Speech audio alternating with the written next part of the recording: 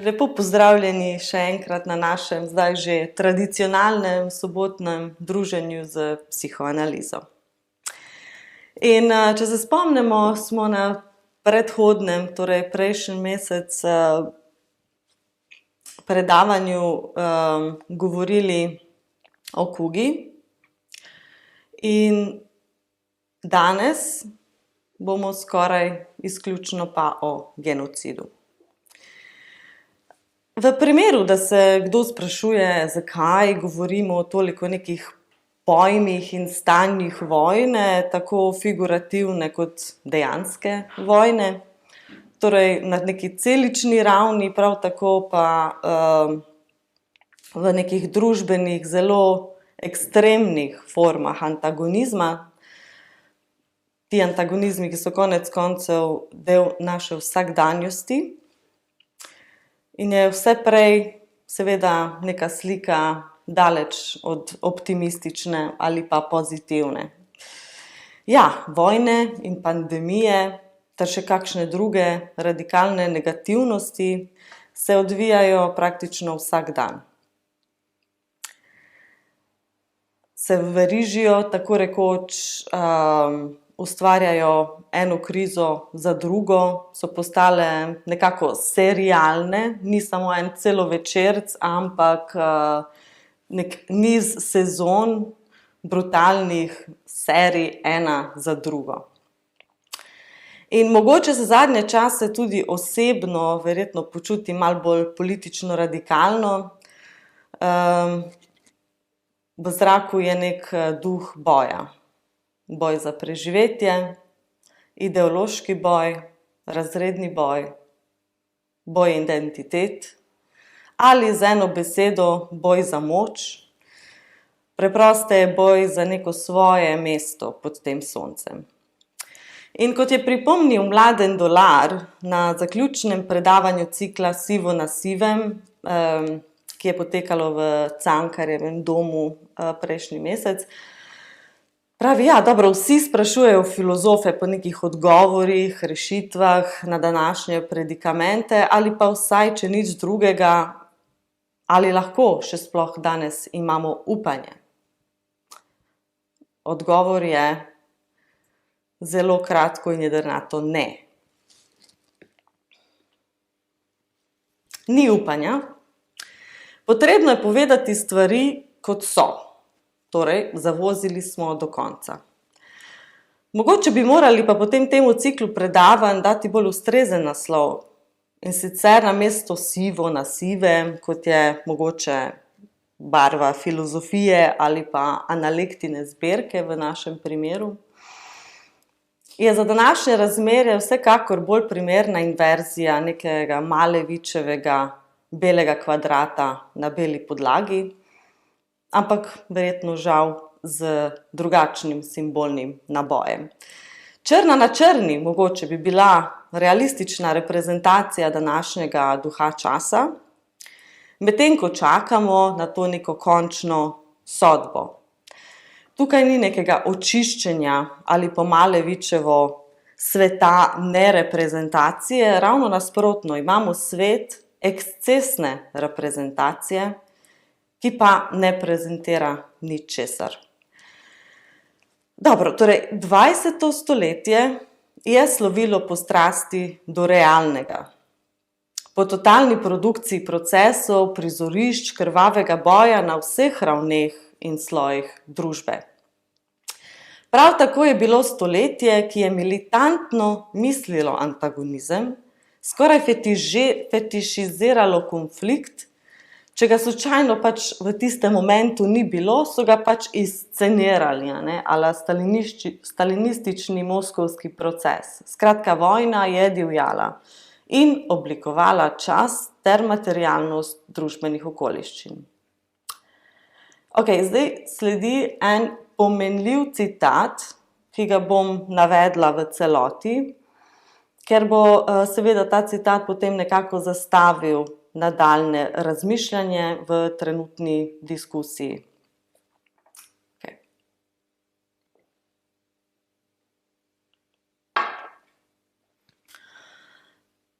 Citat: Toda vojne ni mogoče odpraviti.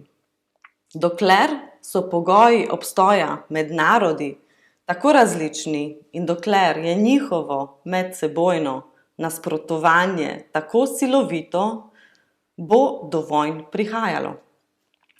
Zato se postavlja vprašanje, ali nismo mi tisti, ki bi se morali prilagoditi, popustiti vojni?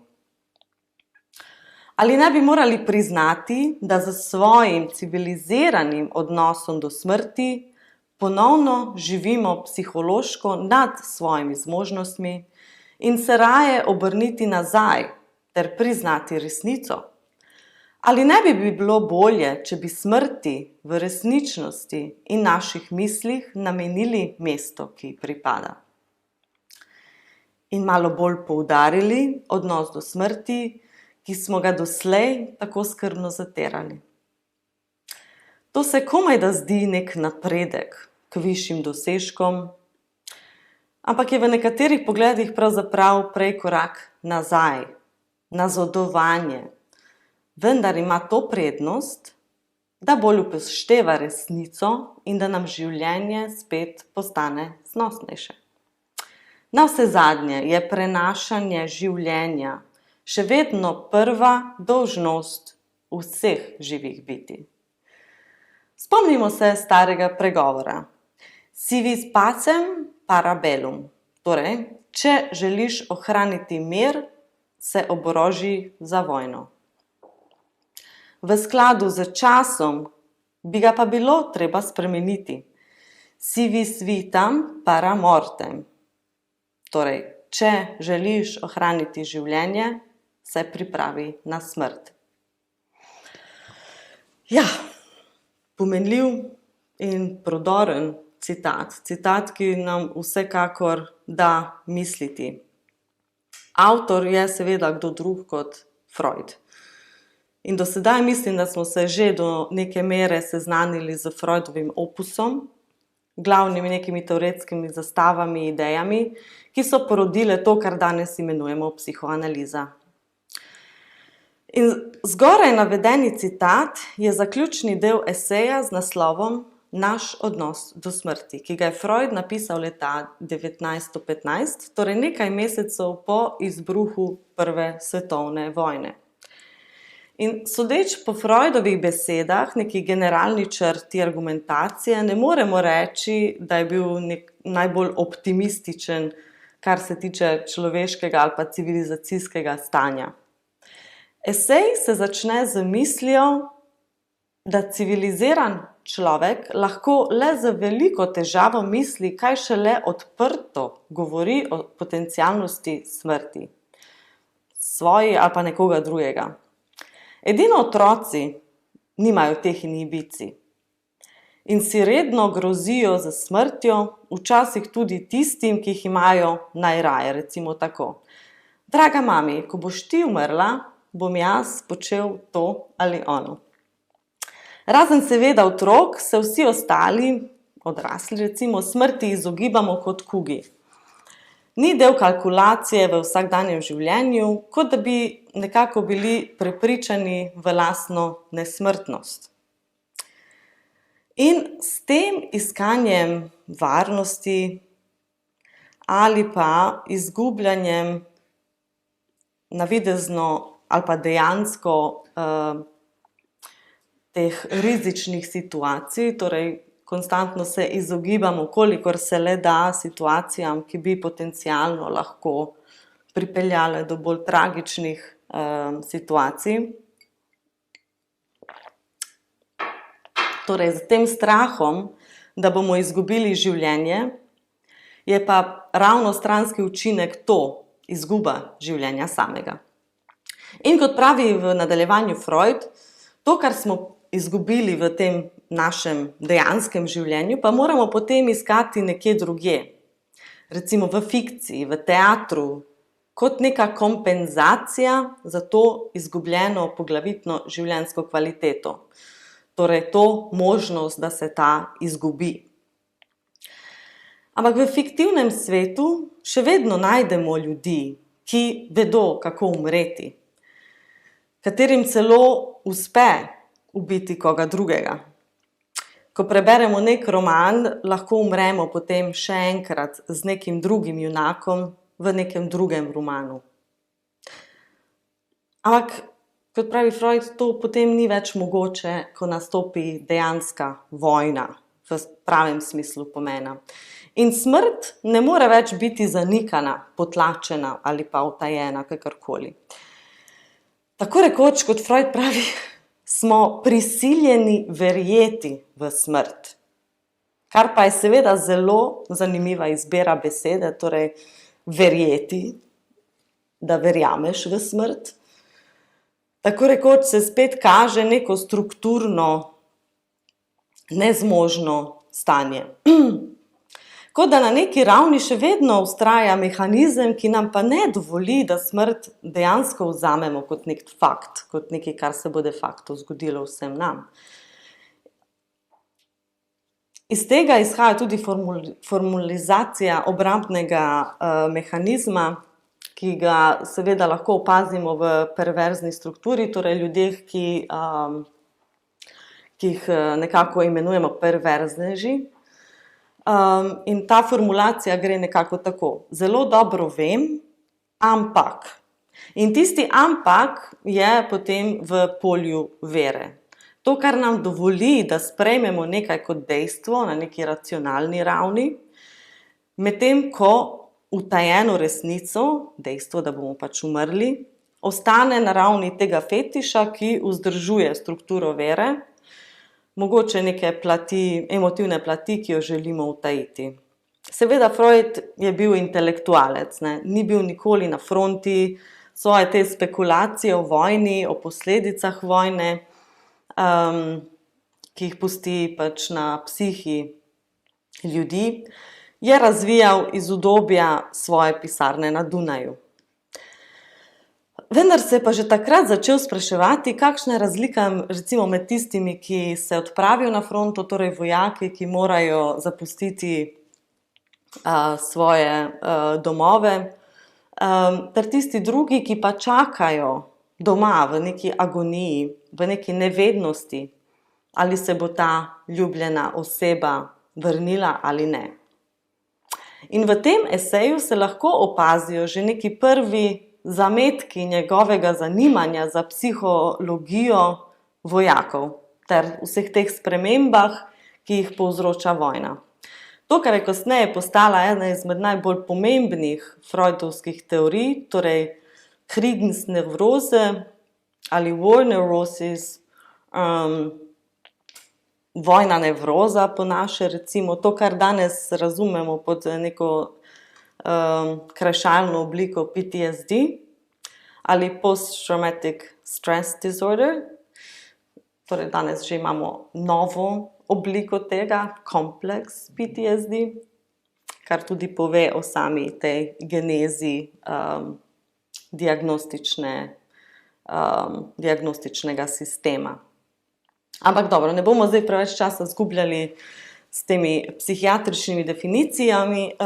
Naj nam zadostuje samo to, da poudarimo, da ima psihološka travma zelo, zelo dolgo zgodovino, začenši seveda z radikalno travmo preživete vojne, pa vse do današnjih teh multiplitivnih oblik travme. Torej, če se vrnemo situaciji, momentu Freuda, zaradi svoje lastne pozicije, torej pozicije nevojaka, je bil primoran razmišljati predvsem o tisti drugi skupini, o skupini, ki je ostala doma v času vojne. Freud, kot eden izmed tistih, ki je ostal doma, ki je imel nekoliko časa, da se ukvarja z mislijo o smrti, ni bil dejansko prisiljen biti v situaciji, ki lahko potencialno vodi do smrtnega zaključka. In malo se je spraševal, kakšen odnos ima človek s smrtjo, s tem pojmom, s to realnostjo. In sploh, če vzamemo v obzir psihoanalitsko raziskovanje, katerega seveda objekt je primarno nezavedno polje, torej polje, katerega nimamo tako rekoč vedno na planu, ne. Kot Freud izpelje tezo, odgovor na to, da svojim civiliziranim odnosom do smrti, s tem, da pač smo ustvarili civilizacijo na podlagi tega, da zanikamo smrt, človek živi potem preko svojih zmožnosti. Ravno zato, ker nihče v svojem nezavednem dejansko verjame v lastno smrt. Ali malo drugače, v svojem nezavednem je vsak od nas totalno prepričan v lastno nesmrtnost. Torej, logični zaključek je ta, da dokler obstaja nezavedno, moramo računati za to neizogibno vojno, neizogibno smrtjo, torej tem življenjem, ki gre onkraj nekih zmožnosti. Ker itak nezavedno ne verjame v svojo lastno smrt, ne pozna negacije, torej vse, kar je nezavedno, ne pozna. V nezavednem ni nekih nasprotujočih si tenzij, nezavedno, kot smo rekli, ne pozna besede ali dodatka ne razume negiranja, je nezavedno samo zavedno brez n in e. Torej, imamo nezavedno in zavedno. Torej, nezavedno ne verjame v ta n-e, ki je pred nezavednim. Malo sem zakomplicirala, ampak pa nejasno. In mogoče na tej točki, da nam to se malo ilustrira, eden od freudovskih, zdaj skoraj že tako klasičnih vicev, je prav to, ko pacient pripoveduje neke sanje, ne. In na koncu, ko piše te sanje, reče: ne vem, kdo je ta ženska v mojih sanjah, ampak vem, da ni moja mama.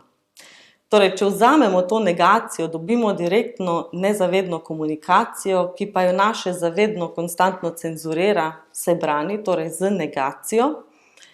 V tem primeru ta nezavedni moment je bil mama, torej ne mama. In kadar nekaj negiramo, seveda ni to ekskluzivno vedno pač pravilo, da če mi uporabimo nikalno obliko, da je to pač vedno potem neka nezavedna bla bla, ampak v veliko primerih nakazuje na to neko komunikacijo, ki pa ne more biti direktno izražena, ne. In zato imamo tudi denial, torej zanikanje, Verneinung, ali pa repression, potlačitev, Verdrängung. To sta pač dve te, bomo rekli, bolj klasični nevrotični obliki mehanizma obrambe.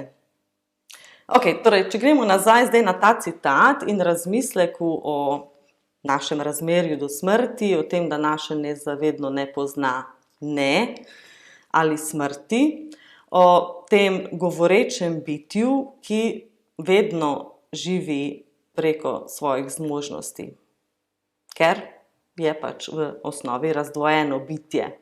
In ta razdvojenost je pravzaprav ta vrzel, je ravno ta razlika med zavednim in nezavednim registrom človeške psihe, ne.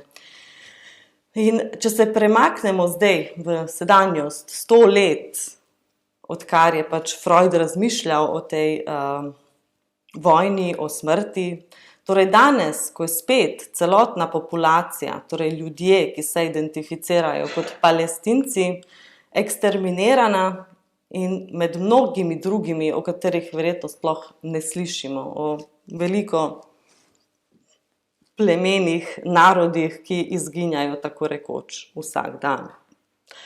Torej, lahko vlečemo mogoče tukaj neko paralelo s Freudovo poanto, da očitno nismo še nagovorili dovolj dobro tega odnosa do smrti. In očitno ostaja še vedno zelo dobro potlačen.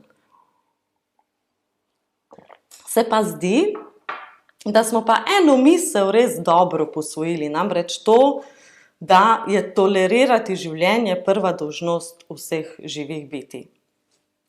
In meni se zdi, da je danes mogoče to toleriranje življenja tudi edina dolžnost, ki jo imamo, kajti če seveda pomislimo na kaj dejansko pomeni današnja situacija, kjer praktično gledamo v živo, kako poteka genocid v Gazi, torej destrukcijo neke cele regije, ubijanje, razseljevanje Palestincev.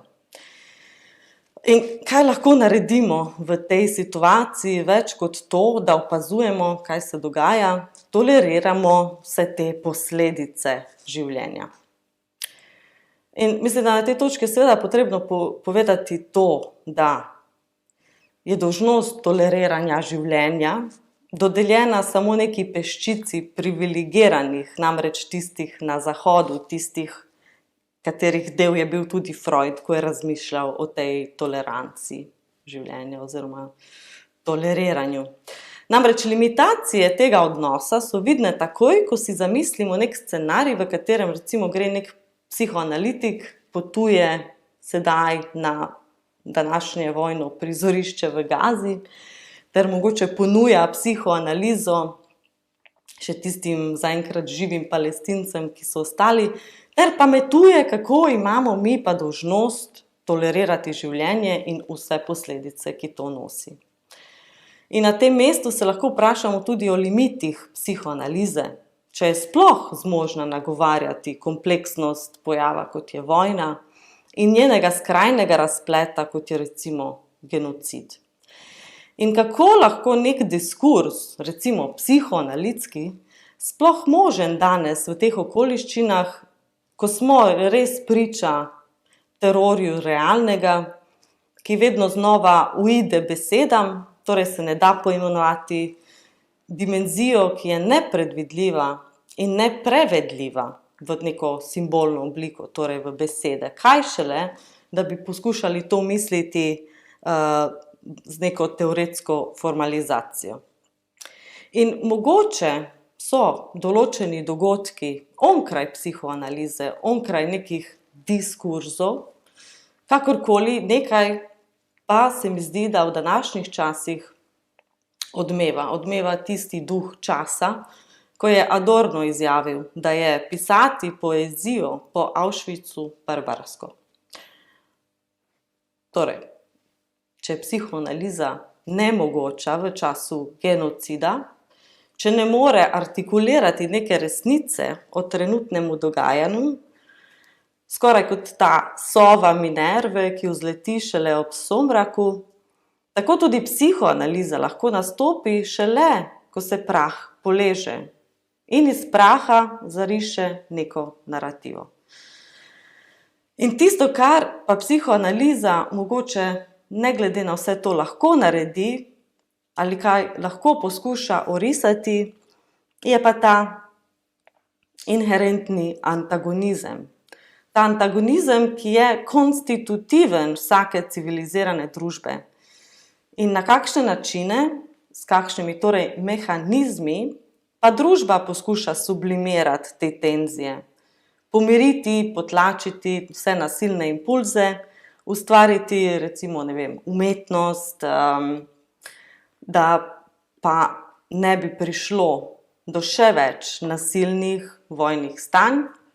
Skozi te prakse pa sublimacija navidezno spet poveže to družbeno tkivo, skrije tenzije in spet navidezno zašije to vrzel, ki pa je ta vrzel, ki omogoča dinamiko, antagonizem kot tak in pa gibanje.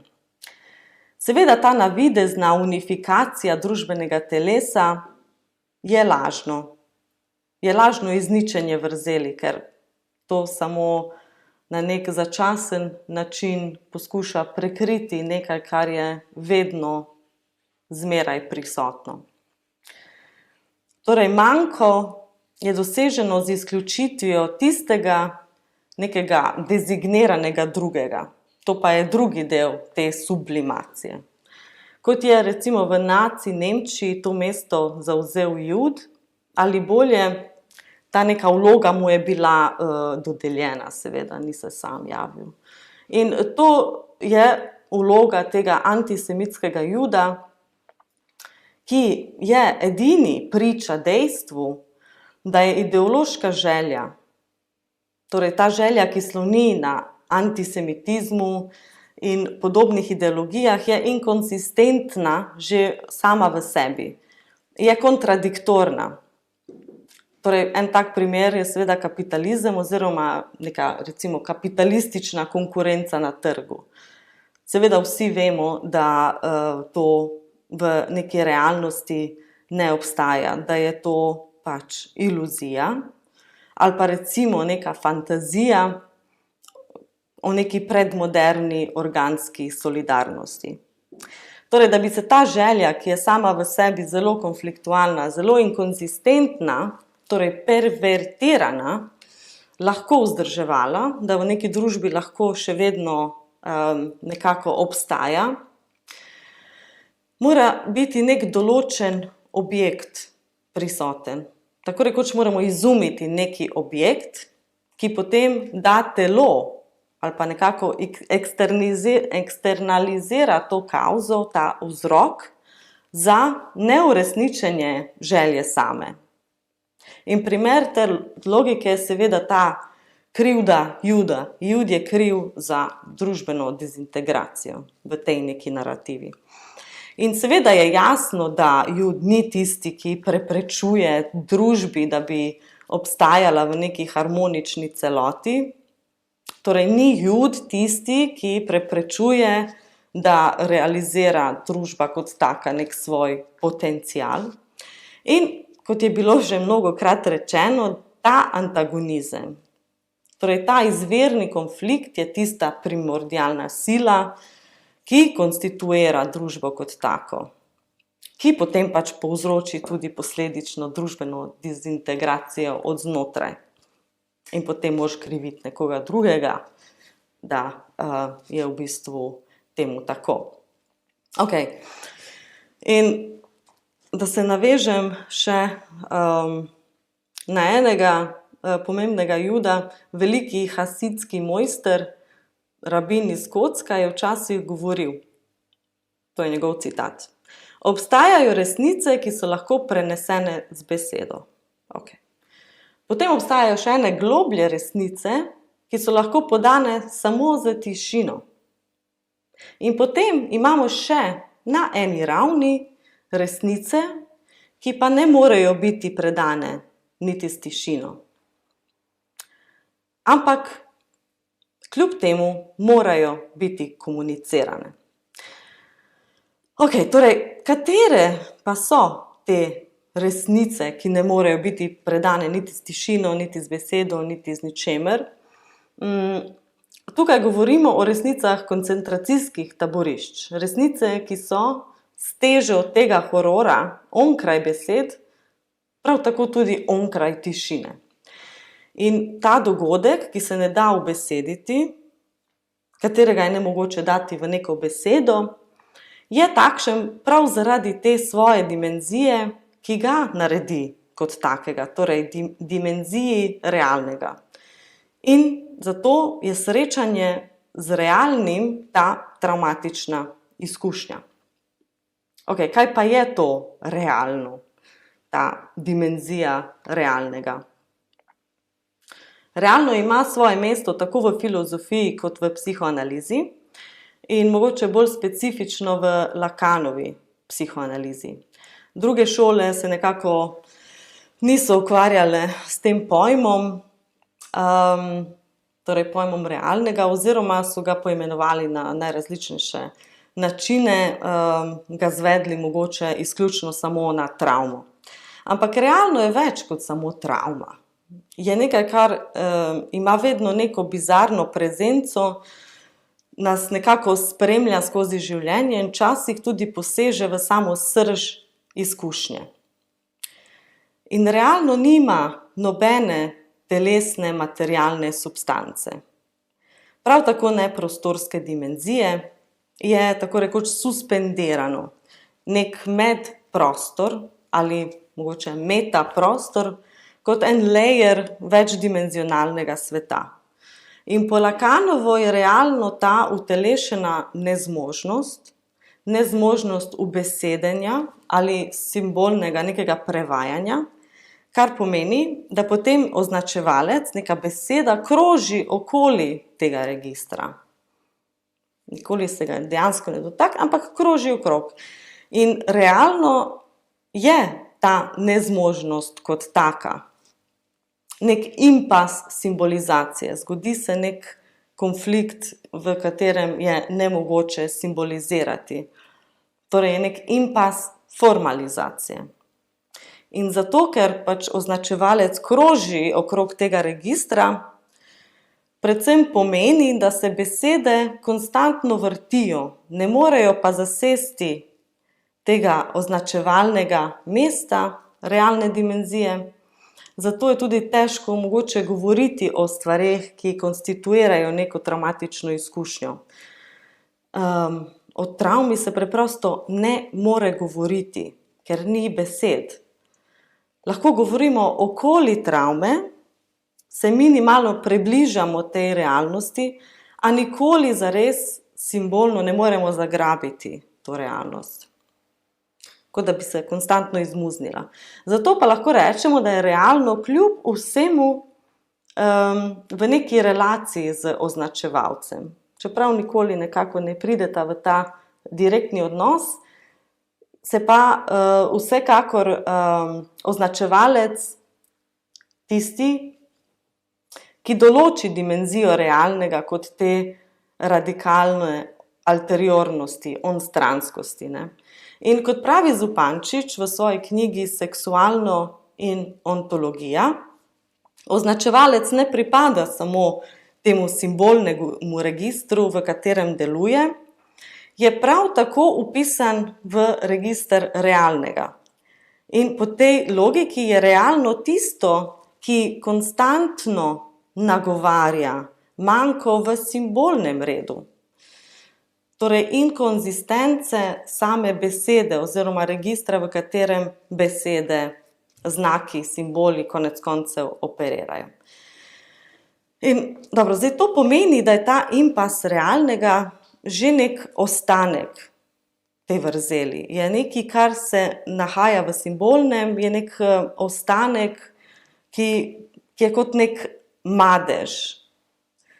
In nekako najlažje je to opisati mogoče, da se prav v tej točki ta vrzel, torej ta gap, ki obstaja v nas, razkrije, ko sami sebe mogoče prestrašimo ali pa šokiramo z neko izjavo, z neko besedo, ki je prišla, kot da ni prišla iz nas, ne. In realno je ta negativnost samega simbolnega reda,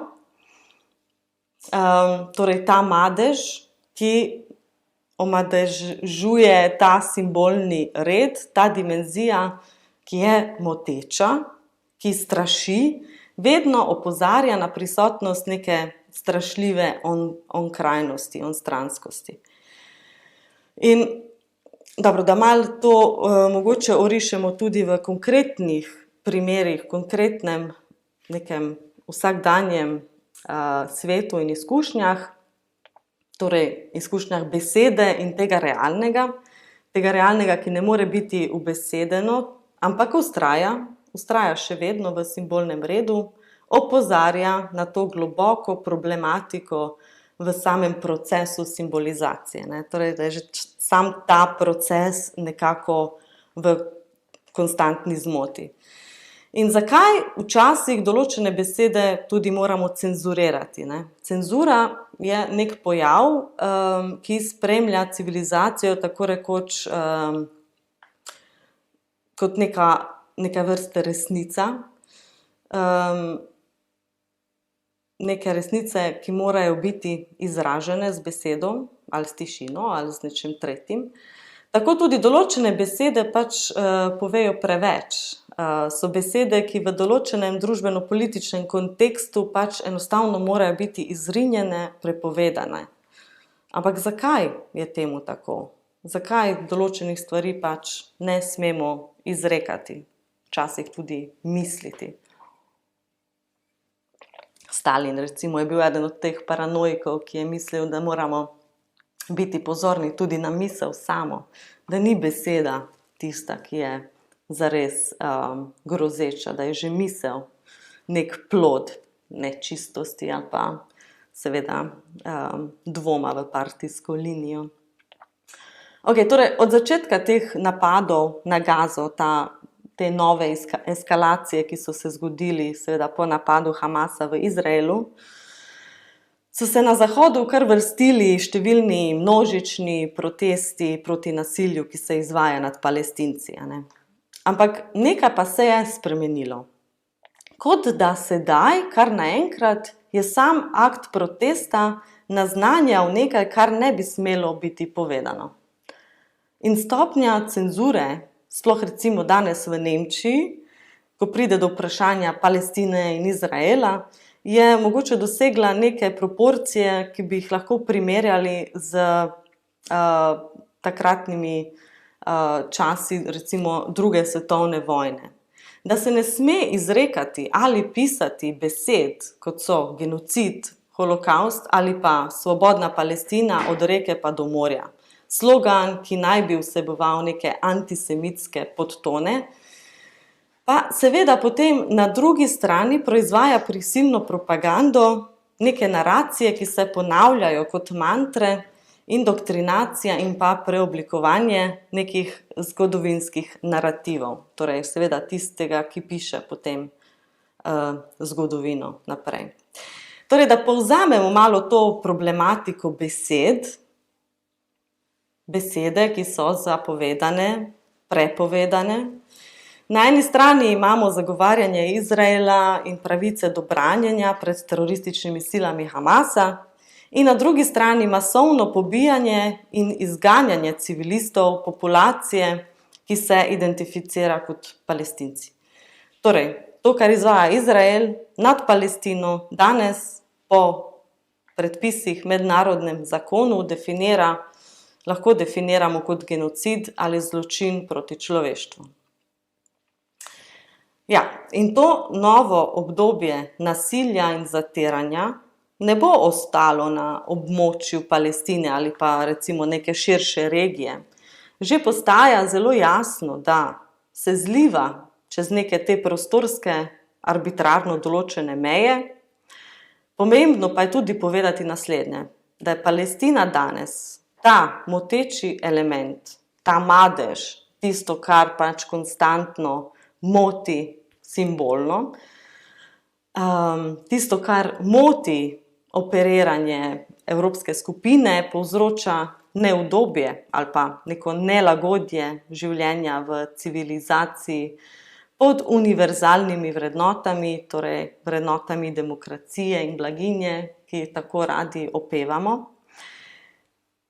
Ti neki elementi, ki povezujejo družbe, ki povezujejo skupnosti pod zastavo Evrope, Evropske unije. Je pa še tle en drug element. Torej, ta moteč element paradoksalno uteleša tudi antagonizem, ki je bil utajen mogoče ze strani Zahoda. Tisti element, ki ga sedaj poskuša delegirati na Bližnji vzhod. In je to isti element, ki po drugi strani legitimizira in potrjuje zahodno družbo. Torej, logična posledica je, da dokler obstaja Palestina in Palestinci po svetu, ne bo miru na svetu. Ker so oni nosilci, so tisti, ki bodo vedno opominjali na ta antagonizem, na ta izvorni konflikt, ki pa, kot smo ugotovili, je seveda konstitutivni del vsake civilizacije. In tako, kot je nekoč Jud bil utelešen konflikt, katerega je fašist želel okriviti za vse, je danes to mesto, ta beseda, Gaza, Palestinec, Palestina. In z aktivno podporo in financiranjem genocida je Evropa in Amerika delujeta po logiki antiskupine. Prav s tem namenom, da zaščiti neko integriteto ene skupine in družbene vizij, seveda, po kateri se vzpostavlja ta skupnost, vrednote, ki definirajo te neke meje, te neke limitacije tega prostora, to ograjeno ali pa kot film, film, ki se danes vrti v kinih, torej interesno območje, ki pa mora po strukturni logiki izključiti neko drugo skupino za to, da bi obstajala. Torej, pravice, vrednote so namenjene vsem, razen te izjeme, ki je izključena, te izjeme, ki konstituira celotno, tiste vse, torej to univerzalnost, ki jo mi živimo danes. In kar se mora povedati na glas, je, da je prav to izginotje ene skupine tisto, kar konsolidira obstoj in interese ene druge skupine, kapitala. In s to operacijo, kaj se dejansko zgodi, je, da ta univerzalna razlika, ki je vgrajena v tem partikularnem elementu, pač potem izključena. Torej, tisti izključeni je tudi nosilec neke univerzalne razlike. In če ponovimo Freudovo vprašanje o toleriranju življenja, kaj torej pomeni danes, današnji pogoji, danes, ko smo soočeni z genocidom v Gazi, torej kaj danes pomeni tolerirati življenje? Ali to pomeni tolerirati številko smrti, ki narašča v Gazi? Ali to pomeni tolerirati neko štetje? Zdi se, da je odgovor da, verjetno. Ker če pa je neoliberalni kapital v čemerkoli dober, je prav odličen v praksi štetja. Torej, trg deluje skozi številke in prav tako družba, ki je organizirana po tej logiki, torej logiki trga, prostega trga, je prisiljena potem delovati pod diktatom številk. Ampak, kot vemo, obstajajo številke in obstajajo številke. Torej, številke in številke, ki jih Badiou poimenuje prazne ali lebdeče številke, obstajajo pa tudi številke resnice, tiste, ki znajo zajeti to univerzalno resnico singularnosti, ki pa potem spremeni vse. Toliko za danes. Hvala lepa za posluh, pa lahko gremo na debato.